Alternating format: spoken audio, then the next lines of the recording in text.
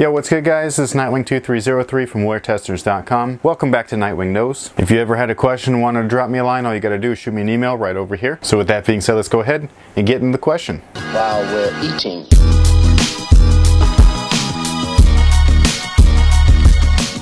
Hey Chris, I just wanted to know whatever happened to the UA Nano G Lightning review. Were they that bad that you didn't want to review them? And the upper reminds me of today's clutch fit. So if you guys don't know what shoe he's talking about, I'll post a small clip somewhere on the screen. But basically I got a hold of a pair of Under Armour samples. I don't remember when it was a couple years ago. And they were called the Nano G Lightning. So it was a sample where it was some new tech that was coming out that is very reminiscent of today's clutch fit. What I believe is that was the original version of clutch fit. And what ended up happening was that shoe never released, so there was no point in ever reviewing it. If I would have wear tested them, reviewed them, and then put the review out in public, it would have been unfair to the brand because maybe that's just something that they never intended on releasing, which clearly was the case. And so it would make them look bad for no reason, especially if it was a bad shoe. And then say the shoe performed well, it just didn't release, so there would be no point. You have this shoe that, you know, everybody should be able to play in, yet nobody can because the thing never dropped. So it would have just been a huge waste of time on my part, and it would have been a waste of time on the viewer's part as well, because whether it was a good or a bad shoe wouldn't have mattered because the shoe never released to the public. But I totally agree with you. What I think that shoe was